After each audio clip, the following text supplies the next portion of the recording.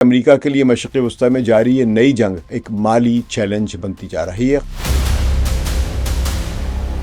اگر یہ جنگ مہینوں یا برسوں تک جاری رہتی ہے تو کیا امریکہ اس مالی بوجھ کو آسانی سے برداشت کر سکے گا؟ ڈونلڈ ٹرمپ اور نتن یاہو کب تک اپنی مرضی سے جنگ لڑتے رہیں گے؟ دنیا بھی پوچھے گی کہ ڈونلڈ ٹرمپ تمہارے پاس ہی کیسے آئے تھے حضرت عیسیٰ؟ تم تو جیفری ایپسٹین کے چیلے رہے ہو، اس حلقے میں رہے ہو۔ جدید دور کی جنگیں صرف ٹینکوں، طیاروں اور میزائلوں سے نہیں جیتے جاتی ہیں، بلکہ ان کے لیے مضبوط معیشت اور مسلسل مالی وسائل کی ضرورت ہوتی ہے۔ آبنائے سے گزرنے والے خام تیل کے ٹینکروں کی تعداد میں 88% کمی آئی ہے۔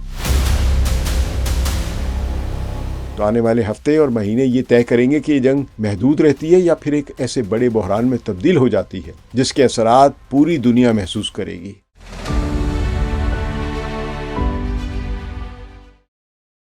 ثقلین امام کا سلام قبول کیجیے۔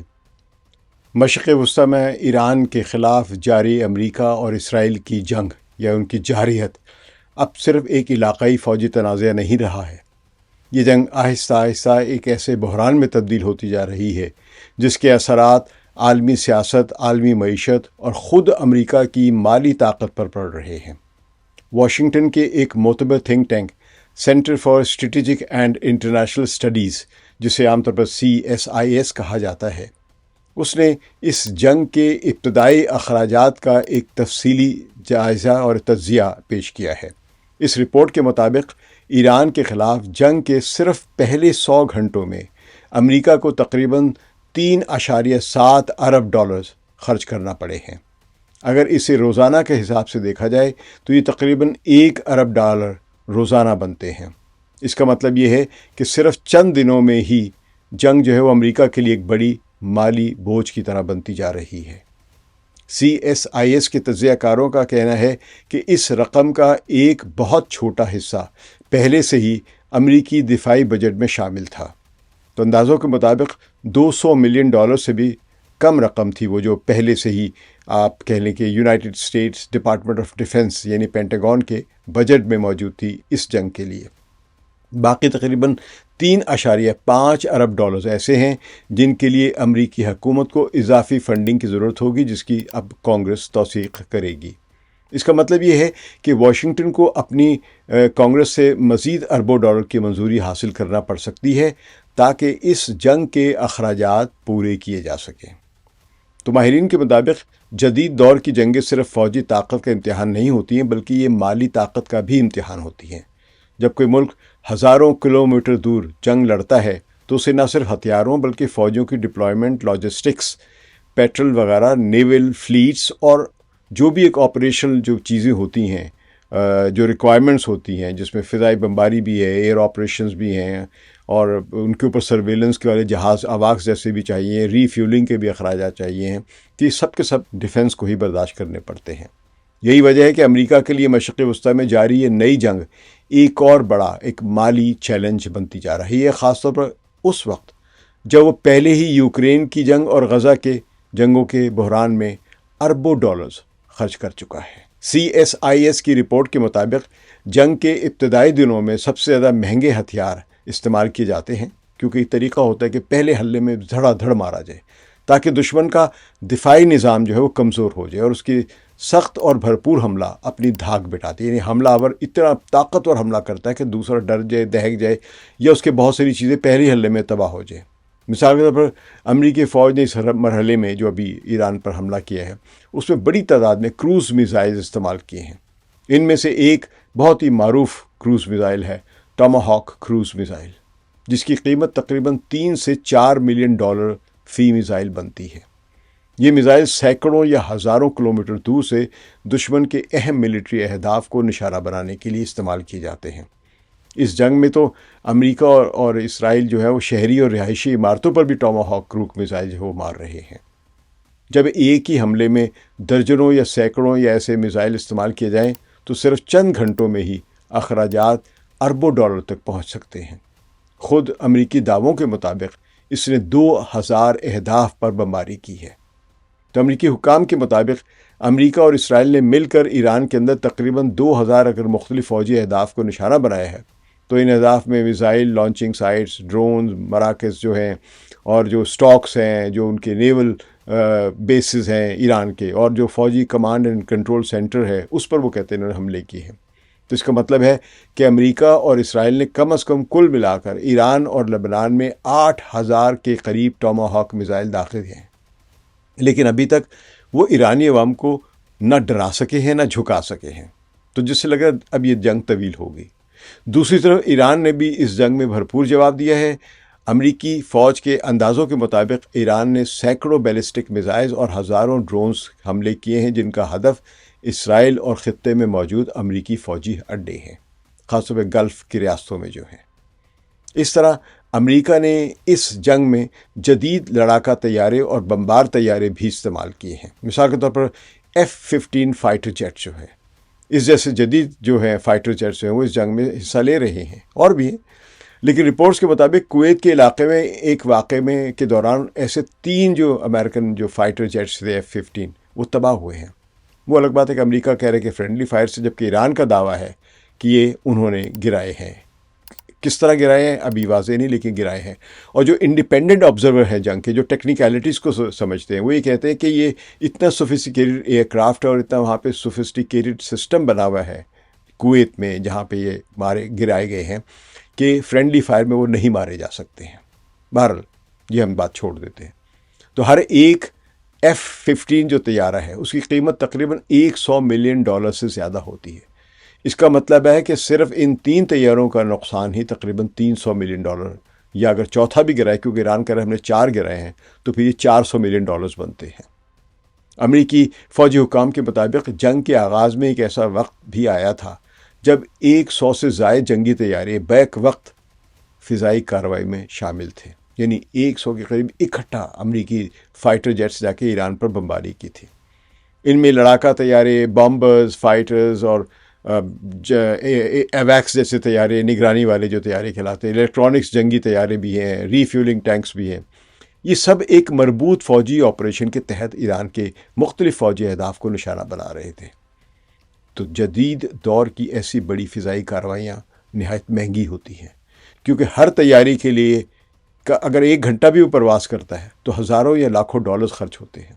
تو اب اندازہ لگا لیں کہ اگر ایک طیارے پر $1,00,000 ایک پرواز کے لیے خرچ ہوتا ہے، تو اگر وہ 200 کے جہازوں نے کیا ہے تو یہ سارے کاسٹ اسی میں شامل ہو جاتی ہے۔ چھوٹی چھوٹی کاسٹ میں بتا رہا ہوں، جس کا مطلب کتنی زیادہ خرچہ ہو رہا ہے۔ اس جنگ کے دوران امریکہ نے نیول فلیٹ بھی خطے میں لگائے ہوئے ہیں، جن میں سے بڑے ایئر کرافٹ کیریئرز بھی ہیں شامل ہیں، جو سمجھیے کہ سمندر میں ایک مکمل موبائل ملٹری بیس کی طرح کام کرتے ہیں۔ ایک ایئر کرافٹ کیریئر کے ساتھ درجنوں جنگی جہاز، 70-80 کے قریب جہاز ہوتے ہیں جو اس کے ایئر کرافٹ کیریئر کے اوپر رکھے ہوئے ہوتے ہیں۔ آبدوزیں ہوتی ہیں اور ان کے ساتھ دوسرے جہاز بھی ہوتے ہیں جن کو سپورٹ دے رہے ہوتے ہیں۔ اس طرح کا ایک مکمل نیول فلیٹ روزانہ دسیوں لاکھوں ڈالر کے اخراجات کا باعث بنتا ہے۔ امریکی فوج کی خطے میں موجودگی بھی ایک غیر معمولی حد تک بڑھ چکی ہے۔ امریکی فوجی کمان جو کہ یونائٹڈ اسٹیٹس سینٹرل کمانڈ کہلاتی ہے، آل ادید میں جس کا ہیڈ کوارٹر ہے، جسے ہم عام طور پر سینٹ کام کہتے ہیں، اس کے مطابق اس وقت مشرق وسطیٰ میں تقریباً 50,000 امریکی فوجی تعینات ہیں۔ یہ فوجی مختلف ممالک میں موجود ہیں، یعنی خطے کے جو گلف کی ریاستیں مسلم ہیں، سعودی عرب ہے، کویت ہے، آل ادید قطر ہے، اور آپ کا متحدہ عرب امارات ہے، بحرین ہے، ان سب جگہوں پر تعینات ہے، اور بحرین میں تو 5th فلیٹ پہلے ہی سے موجود ہے۔ یہ فوجی مختلف ممالک میں موجود امریکی اڈوں پر تعینات ہیں، جن میں خلیج فارس کے کئی ممالک شامل ہیں۔ ان فوجیوں کے ساتھ تقریباً 200 کے قریب فائٹر جیٹس بھی خطے میں موجود ہیں۔ اس کے علاوہ متعدد نیول شپس اور 2 بڑے ایئر کرافٹ جیسا کہ میں نے بتایا یہ موجود ہیں۔ اس کے علاوہ میزائل ڈیفنس سسٹم، یعنی ان کا ایئر ڈیفنس سسٹم کہہ لیں، وہی میزائل ڈیفینڈ کر رہا ہے۔ اور میزائل ڈیفنس سسٹم میں اور عام ایئر ڈیفنس سسٹم میں فرق یہ ہوتا ہے کہ میزائل ڈیفنس سسٹم کی جو پورا آپریشنل سسٹم ہے وہ بہت زیادہ ریڈار اور بہت ہی اہم سوفسٹیکیٹڈ ریڈار کے تحت چلتا ہے۔ اس میں ڈرون یونٹس بھی ہیں، لاجسٹک سپورٹ ٹیمیں بھی ہیں، اور ایئر سرویلنس کے نظام بھی ہیں، جو اس فوجی تعیناتی کا ایک حصہ ہے۔ اس پیمانے کی فوجی موجودگی برقرار رکھنا اپنے آپ میں خود ایک بہت بڑا مالی بوجھ ہے۔ جنگ کا تو خرچہ ہوتا ہی ہے۔ تو یہ تمام فوجی کارروائیاں نہ صرف میدان جنگ میں بلکہ عالمی معیشت میں بھی اثرات پیدا کر رہی ہیں۔ جنگ کے آغاز کے بعد عالمی جو گلوبل مارکیٹس ہیں، خاص طور پہ جو فائنینشیل مارکیٹس ہیں، ان میں اس کا رد عمل دیکھا گیا ہے۔ امریکی حکومتی بانڈز کی شرح منافع بڑھ گئی ہے، جس سے یہ ظاہر ہوتا ہے کہ سرمایہ کار اب زیادہ خطرہ محسوس کر رہے ہیں۔ جب امریکی بانڈ کی شرح منافع بڑھتی ہے تو اس کا مطلب ہے کہ سرمایہ کار کو آپ کو اٹریکٹ کرنے کے لیے زیادہ ریٹ دینا پڑتا ہے۔ جب بانڈز کی شرح منافع بڑھتی تو آپ یوں سمجھیے کہ حکومت کے لیے قرض لینا زیادہ مہنگا ہوتا چلا جاتا ہے۔ اس کے علاوہ آئل اور گیس کی قیمتوں میں بھی اضافہ دیکھا گیا ہے۔ مشرق وسطیٰ دنیا کے توانائی کے ذخائر کا سب سے اہم خطہ سمجھا جاتا ہے۔ 20% روزانہ جو تیل ہے وہ صرف یہیں سے نکل رہا ہے، بلکہ اس سے زیادہ 20% وہ ہے جو صرف آبنائے ہرمز سے نکل کر دوسرے ملکوں کو ایکسپورٹ کیا جاتا ہے۔ تو خلیج فارس کے سمندری راستے خصوصاً آبنائے ہرمز سے دنیا کے تیل کی ایک بڑی مقدار گزرتی ہے۔ اگر اس علاقے میں جنگ کا خطرہ بڑھ جائے تو عالمی منڈیوں میں یعنی جو آئل مارکیٹس ہیں خاص طور پہ وہاں پہ تیل کی قیمت بڑھنے لگتی ہے اور بڑھ گئی ہوئی ہے۔ ان انرجی کی قیمتوں میں اضافے کا اثر پوری دنیا کی معیشت پر پڑ رہا ہے۔ جب تیل مہنگا ہوگا تو ٹرانسپورٹیشن انڈسٹری اور جو بھی الیکٹرک پاور جنریٹ کرتے ہیں پیٹرول سے یا فرنس سے وغیرہ، فرنس آئل جو ہوتے ہیں، ان کے پیداوار کے اخراجات بڑھ جاتے ہیں۔ اس کا نتیجہ یہ نکلتا ہے کہ مہنگائی بڑھنے لگتی ہے اور عالمی اقتصادی ترقی سست پڑ سکتی ہے، اور پاکستان جیسے ملک کے لیے بہت بڑی ایک مصیبت آنے والی، قیامت آنے والی ہے۔ یہ سرمایہ کاروں کے اندازوں کے مطابق اگلے 5 برسوں کے دوران مہنگائی کی توقعات بھی بڑھ سکتی ہیں، بلکہ بڑھ رہی ہیں۔ یہ اس بات کا اشارہ ہے کہ گلوبل مارکیٹس جو ہیں وہ اس جنگ کو ایک بڑا معاشی خطرہ، کیٹاسٹرافک سمجھ رہے ہیں۔ اگر جنگ طویل ہو جاتی ہے تو یہ خطرہ مزید بڑھتا چلا جائے گا، اس کا ڈومینو ایفیکٹ بنتا ہے۔ ابھی تک لوگ سمجھ رہے ہیں کہ جنگ چند دنوں میں یا 1-2 ہفتوں میں ختم ہو جائے گی، اور اگر ایسا نہیں ہوتا ہے تو جو لوگ یہ سمجھ رہے، توقع لگا کے بیٹھے، امید لگا کے بیٹھے ہوئے، وہ اور مایوس ہوں گے اور سرمایہ کاری اور بھی رک جائے گی، کاروبار مہنگا ہوتا چلا جائے گا، اشیاء مہنگی ہوتی چلی جائے گی، سب کچھ برباد بھی ہونا شروع ہو جائے گا۔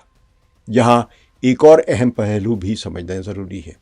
امریکہ اس وقت پہلے ہی کئی مہنگے جو وارز جو ہیں ان میں شامل رہا ہے۔ مثال کے طور پر روس کے خلاف جنگ میں یوکرین کی مدد کے لیے امریکہ اربوں ڈالر خرچ کر چکا ہے۔ اسی طرح غزہ کی جنگ کے بعد اسرائیل کو بھی بہت بڑی مالی امداد اور فوجی مدد فراہم کی گئی ہے۔ ان تمام اخراجات کے بعد ایران کے ساتھ ایک نئی جنگ شروع ہونا امریکی معیشت پر مزید دباؤ ڈال رہی ہے۔ یہی وجہ ہے کہ کئی امریکی تجزیہ کار خبردار کر رہے ہیں کہ اگر یہ جنگ لمبی ہو گئی تو اس کے مالی اثرات بہت ہی تباہ کن ہو سکتے ہیں۔ CSIS کے ماہرین کے مطابق جنگ کے ابتدائی دن عام طور پر سب سے زیادہ مہنگے ہوتے ہیں، کیونکہ اس مرحلے میں دشمن کے دفاعی نظام کو تباہ کرنے کے لیے انتہائی مہنگے ہتھیار استعمال کیے جاتے ہیں۔ بعد میں جنگ نسبتاً کم شدت کے مرحلے میں داخل ہو جاتی ہے، لیکن اس کے باوجود فوجی تعیناتی اور آپریشنز کے اخراجات مسلسل جاری رہتے ہیں۔ اسی لیے بہت سے تجزیہ کاروں کا کہنا ہے کہ ایران کے ساتھ یہ جنگ صرف ایک فوجی مقابلہ نہیں بلکہ ایک طویل معاشی مقابلہ بھی بن سکتی ہے۔ سوال یہ ہے کہ اگر یہ جنگ مہینوں یا برسوں تک جاری رہتی ہے تو کیا امریکہ اس مالی بوجھ کو آسانی سے برداشت کر سکے گا یا نہیں؟ یہ جنگ صرف امریکہ کے لیے محض ایران سے جنگ نہیں رہے گی، بلکہ تیل کے ذخائر والے خطے میں جب عدم استحکام رہے گا تو انرجی مارکیٹ میں قیمتیں بڑھیں گی۔ ڈونلڈ ٹرمپ اور نتن یاہو کب تک اپنی مرضی سے جنگ لڑتے رہیں گے؟ ڈونلڈ ٹرمپ کو ہو سکتا ہے حضرت عیسیٰ نے بلیسنگ دی ہو، اس پر اپنی دعائیں کی ہوں کہ جاؤ ایران کو تباہ کرو، لیکن اب دنیا بھی پوچھے گی کہ ڈونلڈ ٹرمپ تمہارے پاس ہی کیسے آئے تھے حضرت عیسیٰ؟ تم تو جیفری ایپسٹین کے چیلے رہے ہو، اس حلقے میں رہے ہو جس نے دنیا کی تمام بد کرداریاں ظاہر کی ہیں، جو چائلڈ ریپسٹ تھے۔ بہرحال تاریخ ہمیں بتاتی ہے کہ بڑی طاقتیں اکثر میدان جنگ میں نہیں ہارتی، بلکہ معاشی دباؤ کا جو اثر بنتا ہے اس سے ہارتی ہیں۔ یہی برطانیہ کے ساتھ ہوا تھا اور یہی سوویت یونین کے ساتھ ہوا تھا۔ جدید دور کی جنگیں صرف ٹینکوں، طیاروں اور میزائلوں سے نہیں جیتے جاتی ہیں، بلکہ ان کے لیے مضبوط معیشت اور مسلسل مالی وسائل کی ضرورت ہوتی ہے۔ اور آج کے دور میں تو الیکٹرانک وارفیئر، صرف ٹیکنالوجی نہیں، الیکٹرانک وارفیئر، اس کی ڈومیننس ضروری ہے۔ لیکن اب نظر آ رہا ہے کہ ایران کے پاس ایسی تمام الیکٹرانک وارفیئر کی ڈیوائسز یا گیجٹس موجود ہیں جس سے وہ امریکہ کو اندھا بھی کر رہا ہے، اس کے ریڈار سسٹم کو۔ اسی لیے آج دنیا بھر کے ماہرین اس جنگ کو صرف ایک علاقائی تنازع نہیں بلکہ عالمی طاقتوں کے درمیان ایک بڑے امتحان کے طور پر دیکھ رہے ہیں۔ اگر یہ جنگ طویل ہو جاتی ہے تو اس کے اثرات آپ جانتے ہیں پوری معیشت پر پڑ سکتے ہیں، اور امریکہ یونی پولر ورلڈ بن کر نہیں رہ سکے گا اگر وہ اس طرح کی جنگوں میں پھنسا رہا۔ اس لیے روس نے جمعے کے روز اعلان کیا ہے کہ ایران کے خلاف جاری امریکی اور اسرائیلی جارحیت نے روسی جو گیس اور اس کے جو آئل جو ہے اس کی طلب میں تیزی سے اضافہ کیا ہے، کیونکہ ایران پر ایک ہفتے سے جاری جنگ نے دنیا کے اہم ترین سمندری راستوں میں سے ایک کے ذریعے تیل اور گیس کی عالمی سپلائی کو فی الحال معطل کیا ہوا ہے، یعنی آبر ہرمز۔ تو کریملن کے ترجمان دمیتری پیسکوف نے صحافیوں کو بتایا کہ روس نے اپنے انرجی کے وسائل کی طلب میں نمایاں اضافہ دیکھا ہے اور انہوں نے تمام موجودہ معاہدوں کو پورا کرنے کی ماسکو کی صلاحیت کی تصدیق کی ہے کہ اگر ابھی بھی وہ مانگیں گے ہم ان کو دیں گے۔ پیسکوف نے کہا کہ روس تیل اور گیس بشمول پائپ لائن اور مایا گیس یعنی جس کو آپ LNG کہتے ہیں اس کا ایک قابل بھروسہ فراہم کرنے والا ایک ملک ہے اور رہے گا۔ ایران پر جنگ جو اب اپنے 7ویں دن میں داخل ہو چکی ہے، آبرائے ہرمز کے ذریعے جہاز رانی جو وہاں پہ شپنگ اس کو تقریباً مکمل طور پر روک چکی ہوئی ہے، 100% ہی لیکن کافی روک چکی ہوئی ہے۔ تو تجزیاتی ایک فرم ہے کپلر، اس کے اعداد و شمار کے مطابق آبنائے سے گزرنے والے خام تیل کے ٹینکروں کی تعداد میں 88% کمی آئی ہے، جبکہ لیکوڈ پیٹرولیم گیس لے جانے والے جو بحری جہاز ہیں ان میں جو لاد کر لے جائی جاتی ٹینکر جس میں LNG یا LPG وغیرہ لے جائی جاتی ہے، ان کی نقل و حرکت کی تعداد میں 94% کمی آ چکی ہے، یعنی سمجھے کہ اب سپلائی بند ہے یہاں سے۔ تو آنے والے ہفتے اور مہینے یہ طے کریں گے کہ یہ جنگ محدود رہتی ہے یا پھر ایک ایسے بڑے بحران میں تبدیل ہو جاتی ہے جس کے اثرات پوری دنیا محسوس کرے گی۔